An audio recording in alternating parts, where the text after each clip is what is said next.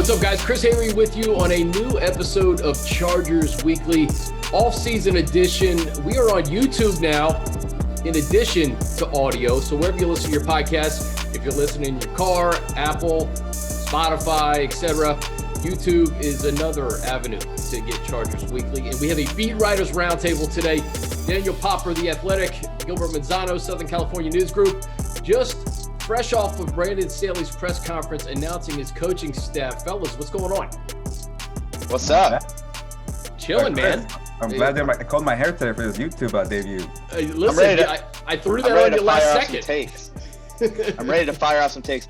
This is Great Notion Brewery out in Oregon. Shout out.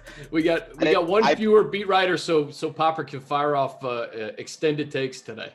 Yeah, I got plenty of them. This is I bought this hat. It's not free, so I'm getting absolutely nothing out of mentioning them on this podcast. But they make a great blueberry sour.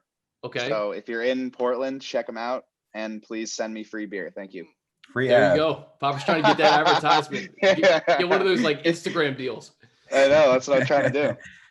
Hey, so just let's react. Brandon Staley, the first presser was 96 minutes. This one was about 45 or so. So we cut it in half. But man, he is a great listen. A lot of insightful stuff. Pop, we'll start with you. Yeah, I mean, I feel like I'm going to learn so much from him as we talk to him 3 times a week. He's just you can tell why the Chargers, were so interested in hiring him, and the first thing they mentioned is communication skills, and that part of him comes across, during his press conferences. Obviously, so the staff has been announced. A lot of these guys were sort of, reported on, throughout the last few weeks, so we had a general idea of where they were headed. But my biggest takeaway is that they have literally taken coaches from all of the best offensive staffs in football, the best offensive schemes in football, and Brandon admitted as much today, like, listen, we wanted to target these guys because they worked for these great coaches that are running schemes similar to what we want to run with Justin.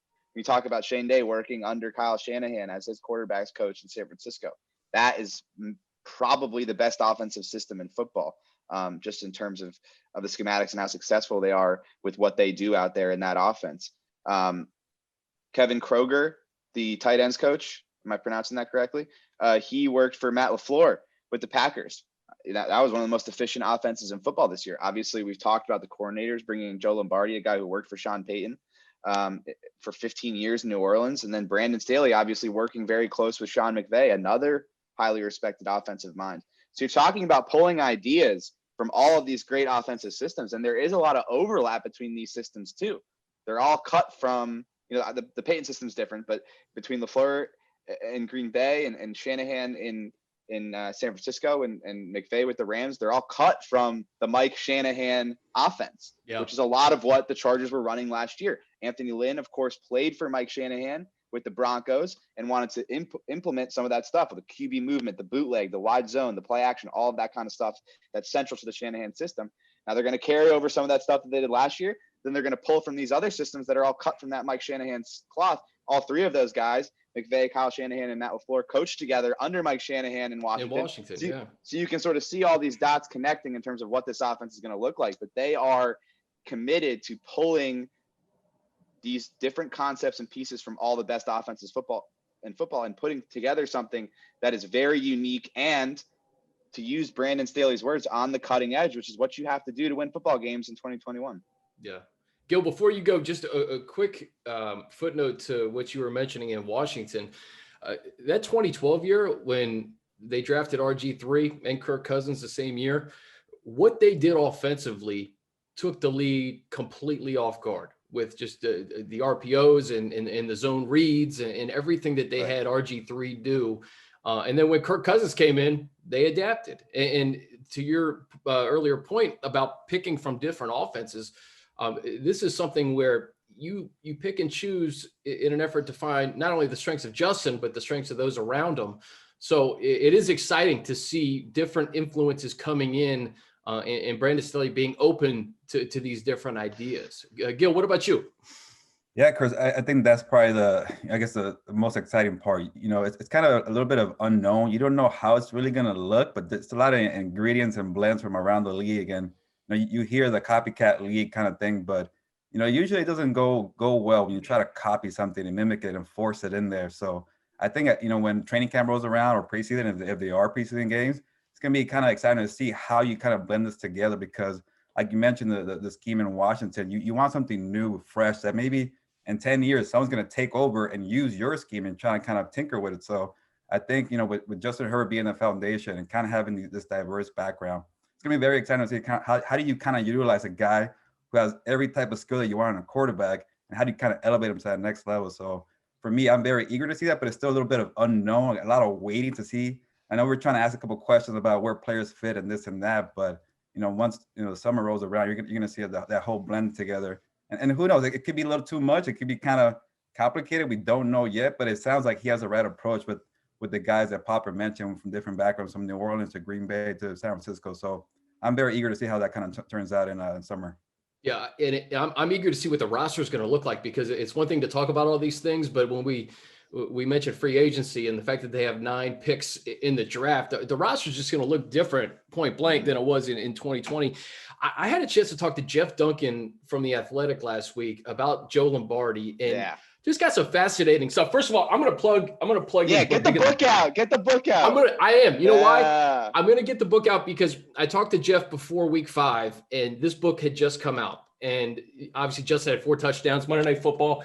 But there's a chapter in here dedicated to Joe Lombardi and kind of the system that they ran and just the complexities of it, and how Drew Brees intellectually was just able to retain all that information. And it reminds me of Justin and his smarts and his ability to retain a lot of this stuff. A couple of the things that really stood out that Jeff mentioned that I asked Brandon about today was just how he was able to win in different ways. So when Brees was out, Taysom Hill's a completely different quarterback. Duncan mentioned that Teddy and Brees have some similar traits. Jameis Winston, a guy that by all indications the Saints are pretty high on and bringing back, all the development that he made with Jameis behind the scenes. So Popper, I think when you talk about Joe Lombardi, this is a guy who learned under Sean Payton, worked alongside Drew Brees, has seen a lot of different things. It may not have worked out the way you wanted to in Detroit, but it sounds as if Joe's going to be bringing some of those Saints influences to LA. Yeah, absolutely. I think the key with Joe Lombardi, and this is the question that really has to be asked in terms of whether he's going to have success here. Did he learn from his stint in Detroit? Because from everyone you talk to, he was obviously coming from all of this success in New Orleans. They have an immensely complex system there because Drew Brees is capable of running that kind of offense. Joe Lombardi wanted to take what they did in New Orleans and bring it to Detroit, and he wanted to run it with Matt Stafford. But your players are different. Matt Stafford is not Drew Brees. And I'm not saying that, that they have different levels of capacity, but I mean, Drew Brees is a supercomputer. Like he's not a normal human being in terms of his ability to process information. So Joe Lombardi went there and tried to put this very complex system and force it upon the players there and the coaching staff there, and it didn't work out. Now, he has talked about since then, including when we talked to him, that he has learned to be more flexible. And you have seen offensive coordinators in the past. Brian Daboll is a perfect example. A guy who wanted to take this New England, Josh McDaniels system, and he wanted to force it wherever he was going. And we're going to do this complex system. We're going to have all of these different calls and verbiages, and we're going to memorize all of this stuff. And because Tom Brady was able to do it, so you guys should be able to do it. Now, after multiple stops, Brian Daboll determined that, okay, maybe this is not the best route. And instead, let's try and form it around our players and what they do best. And let's be collaborative. And our Robert Mays at The Athletic reported a great feature about Brian Daboll. And one thing that he has talked about in reporting out that feature is that Brian Daboll went to, I'm forgetting his name, the slot receiver in Buffalo, totally spacing, Cole Beasley. Yeah. And Cole Beasley said, listen, I used to run this stuff at SMU. We called it the Mustang package. And it was a specific set of plays that Brian Daboll had never seen before. But he implements that group of plays into the Bills system because he's more collaborative now. So can we see the same development from Joe Lombardi? Can he follow in that same path and learn from an experience where maybe he wasn't as flexible and now he can become more flexible? And I think that Brandon Staley is creating an environment where that can happen. He's not asking Joe Lombardi to recreate the Saints offense. He doesn't want that. He wants something new and unique. And he's bringing in all these different coaches from different systems to try and create something that's sort of this quilt of various different offensive systems. And so that's really the question. Has he learned, and will he be more flexible? And I think he will. And going back to what you said, he can implement a complex system here. Justin Herbert is capable of mastering a complex system because he has that level of intelligence. Gil, we talk about Joe, but Popper mentioned it at the top. You bring in all these different influences. And Brandon Staley spent a year with Sean McVay. So Brandon Staley is going to want to be flexible. And I think all these coaches, it seems like it's going to be a collaborative effort, in an effort just be really open-minded, put the players on the field in the best position to be successful. Yeah, the same thing that, a recurring theme that you hear from all the coaches and Brandon Staley is that they want to go to player strength. What do you do well, and how can we help you kind of, expand on what you do well? And for Lombardi, he spent many years with the Saints, and with Drew Brees, he wasn't kind of, earlier in his career, he was kind of push it down the field kind of thing, but he's more of a short passes, get the ball up real quick, give it to Alvin Kamara, give it to Michael Thomas. But with Herbert, he does have players like that, Keenan Allen and Austin Eckler. But can Joe Lombardi and Brandon Staley kind of, expand the field? Because that guy is a rocket arm. We all seen the 50-yard passes from the back foot against pressure for Justin Herbert. So I think we want, maybe that could be with Sean McVay as well. I don't know how much, did it with Jared Goff. There was a lot of bootlegs and play action, stuff like that. You might see him as well. But how do you stretch the field? How do you do Patrick Mahomes, Russell Wilson with Justin Herbert? How do you kind of attack and keep defense on their toes? So I think you will see a blend of maybe Sean McVay and what Sean Payton did with the Saints, but you got to figure out a way how to score fast, strike fast, maybe that Bruce Arians kind of type of thing, because Herbert was so good at that. But you don't want to take away Keenan Allen. You don't want to take away maybe Hunter Henry and Austin Eckler. But you got to figure out how do you get more Tyron Johnson involved, more Jalen Gaddon. How do you stretch the field with Mike Williams, stuff like that. So again, I'm very curious to see how do you kind of put it together. But like Popper was saying, and you as well, Chris, it seems like Joe Lombardi does not want to force it. He does not want him to be Drew Brees. He can be on the mental side, but how do you kind of now, work to the strength of that rocket arm? How do you stretch the field? Maybe with Joe Lombardi working with a guy like Jameis Winston, who likes to stretch the field and take chances, but, keep the ball security at the same time for Justin Herbert. Maybe that could kind of pan out for that kind of transition for Justin Herbert. And Popper, if it ain't broke, right? I mean, Justin clearly got in a groove with what he was doing last year too. So I don't think you're going to deviate too far off of what Justin was comfortable with and really thrived in last year. Right. And there's a lot of overlap, which is what Brandon Staley was alluding to today. They were running a lot of the same stuff. Like all of these Shanahan inspired systems, like they're all based on the same set of principles. Like it's a lot of wide zone, it's bootlegs, it's play action. And then you build it from that skeleton. So if the skeletons are the same, then you can carry over a lot of the concepts. They might call them different things, which is what Brandon was getting into today. Like, we call it this, they call it that. Here's what we're going to call it. But it's all the same thing. It's synonyms for the same concept. And so you're going to see a lot of the same stuff. And it's like what you said before, if it ain't broke, don't fix it. But the question is, can you get it to another level, right? Yeah. Like all this stuff worked, but were they calling it enough? Were they calling it in key spots, right? Like, on 3rd and 1, were they putting the ball in Justin Herbert's hands? Like all those kinds of things. So it's not just what the plays are. It's when you call them, and it's how you use your different players over the course of a game. And so that's why, Joe Lombardi is going to have such an impact here, because he's going to be calling these plays. But philosophically, that the philosophical approach has such an impact on the scheme. How are you calling plays and how are you going about it? But absolutely, there's going to be similarities to what they did last year. But I think the philosophy is going to be a little bit different. They're going to trust Justin Herbert a little bit more to make plays in key situations.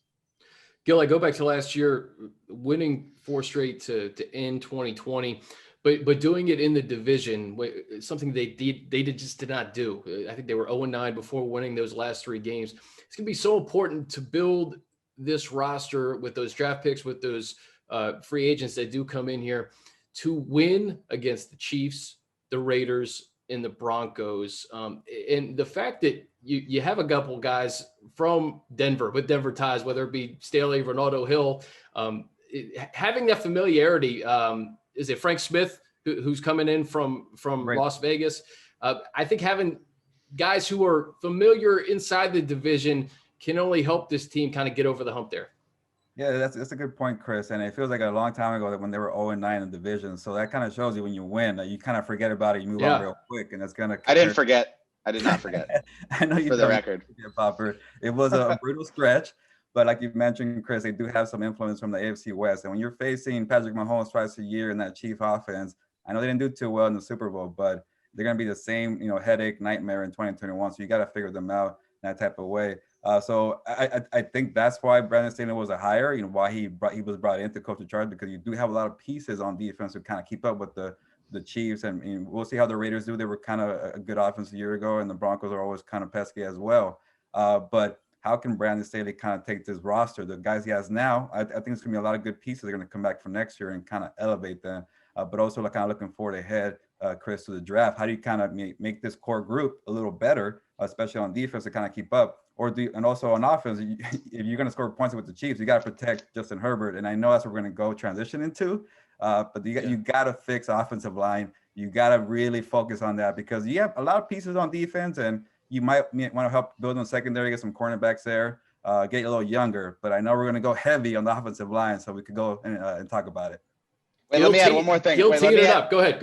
Let me add one more thing before we get to the offensive line, because I know Gil is very passionate about this topic. Me, not so much. But Brandon Staley is incredibly familiar with Vic Fangio's defensive scheme, right? Like, knows it inside and out. Mm-hmm. So now frankly, that's been their biggest defensive, like their offense versus another defense. Like, that's the toughest D they face in the division every year is the Broncos, just because Vic Fangio schemes at such a high level, and he does these different things with the two high safeties and all that kind of stuff in the quarters, and it's just different than what you typically see, right? But now you have a guy that knows that defense probably as well as Vic Fangio, right? That's going to be a massive advantage in terms of game planning offensively for those Broncos games every year. It's a great point, and it's something that we mentioned in Staley's initial presser, just the relationship he's going to have with Justin, independent of the guys on the offensive side of the ball. Listen, free agency, Popper, you have an article out of the kind of the top free agents available. What's unique about that is that number is probably only going to grow based on the cap, and there's going to be some surprise names that we don't even know about it as we tape this. So before free agency, or I guess before the draft is free agency, and then you talk about the 9 picks that this team has. At number 13 overall, you have to see what they do in free agency. But who are we talking about? This is, okay, what is this, February 11th? It's never too early to talk about the draft.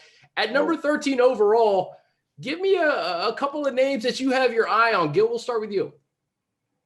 If you're at 13, and I think it's Rashawn Slater from Northwestern is there. Yeah, the Wildcat. You got to take him. And I think I also saw Popper had a little draft mock too. I think the guy from USC, I'm blanking on the name. Elijah Vera Tucker, yeah.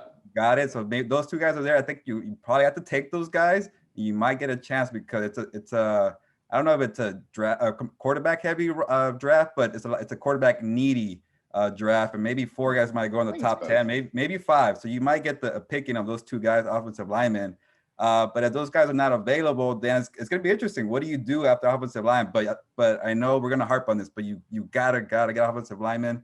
You don't want to reach, but if those 2 guys are there, you got to take them and pull the trigger.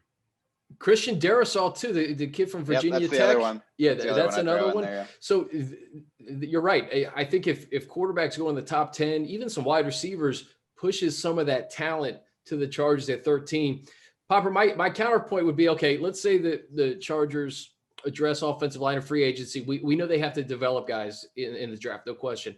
But if you see a guy like Caleb Farley or Patrick Surtain there at 13, and you know Darwin's coming back, and you know that cornerback could be another position they need to identify in the draft or free agency, is that something that you're tempted by?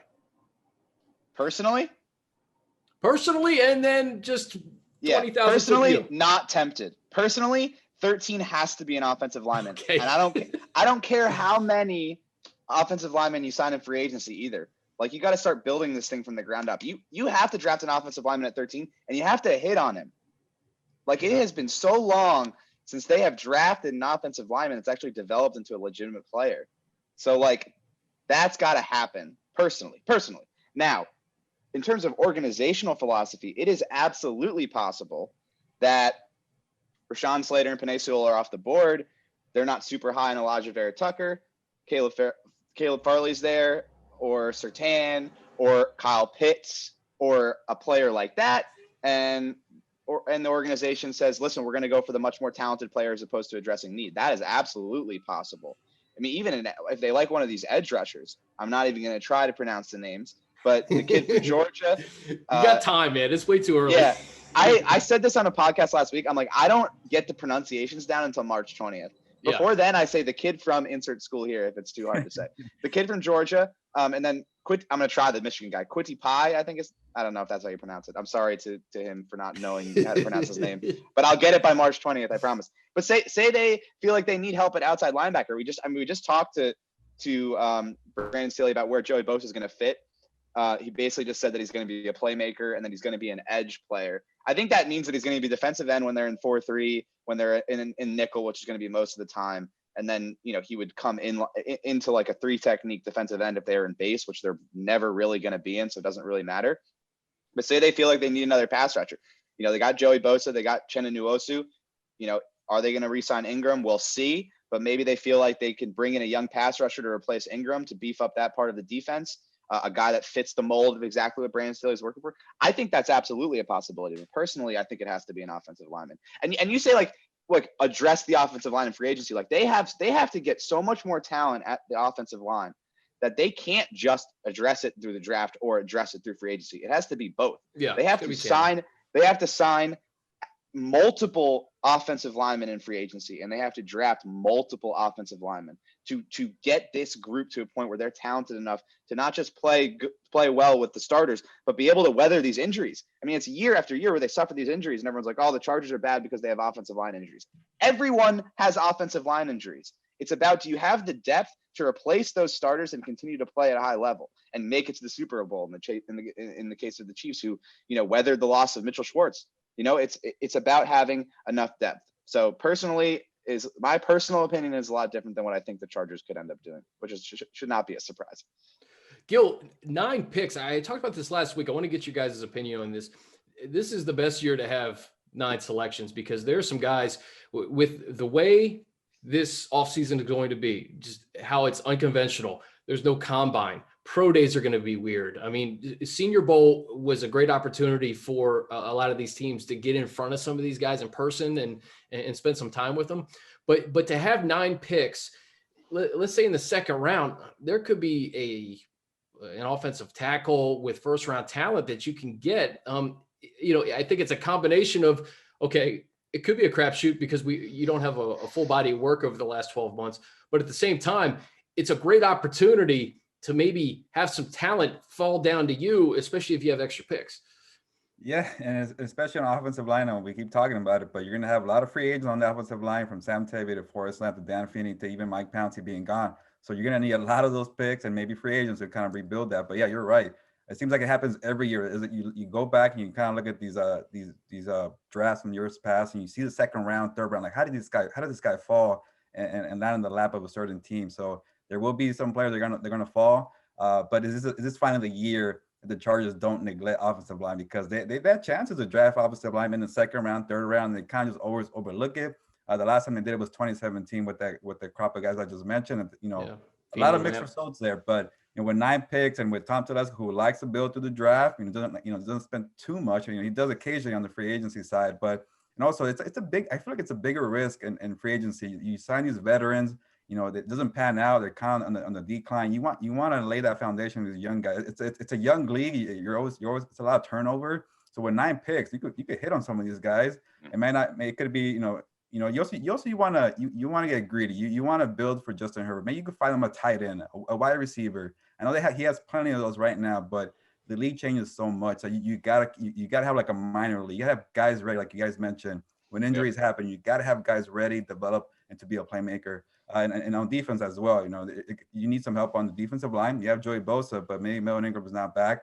You're kind of old on cornerback, but you don't know what's going to happen with Casey Hayward and Chris Harris Jr.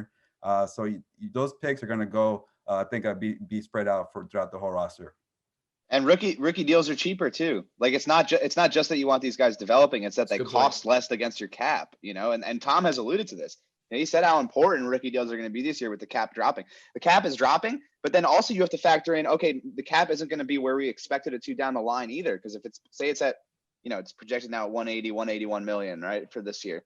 It's not all of a sudden just going to jump back up to like 220 where everyone expected it to be in 2022. Like it's now down and it's going to incrementally increase from there. So having rookie deals is essential. Like you want these young players because they can develop, but they also cost a lot less. And that's crucial. Like everything revolves around the cap in the NFL. And that's the thing too, development of the guys who are currently on rookie deals, guys like Nas Adderley and Jerry Tillery and Trey Pipkins. When we talk about the offensive line, maybe this staff sees something that they're like, okay, this guy is young enough. We can develop him into the player we think he can be. And that's what I think is interesting about this staff is that, they're going to look at this roster with fresh eyes. And it's something that we're going to probably see it unfold throughout the course of the offseason, going into the preseason and obviously September. But that's what another thing I think we should all look out for is, okay, maybe there are some things that they see in certain players that maybe haven't played out on the field to this point. Yeah. They also could be the opposite too. They can also they can look at some of these guys and be like, this guy's not an NFL player and cut him. Like that could happen too. No question. Yeah. All right, boys. Free agents coming around. What'd you say, Gil?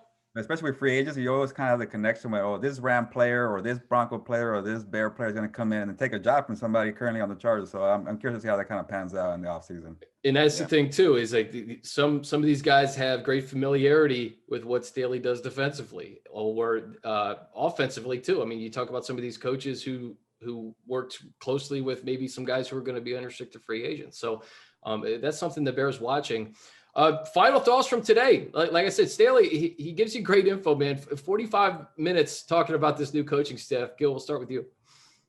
I just think it's, just fresh idea, something new. And it seems like it's very 2021 football and not just copying, like I've mentioned, it's being ahead of the curve. And you always get that sense, like Popper mentioned, we're always kind of learning something when we talk to him. I know it's a long period of time. You're supposed to learn something when you're talking that much.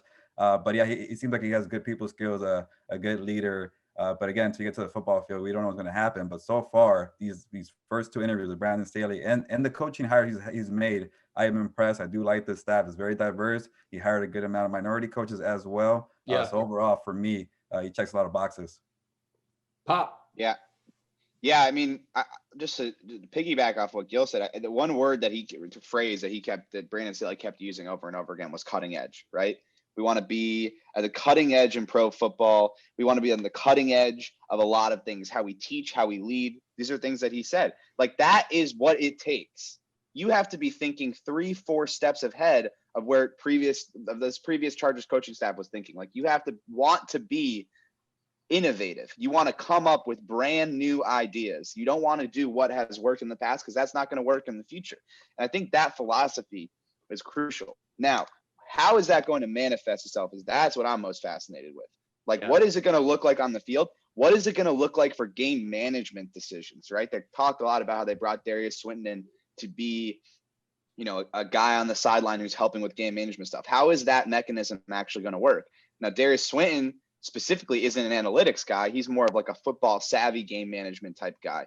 But how much are they going to put, factor in analytics to their decisions? Brandon Staley mentioned today that they're going to use it, but how much?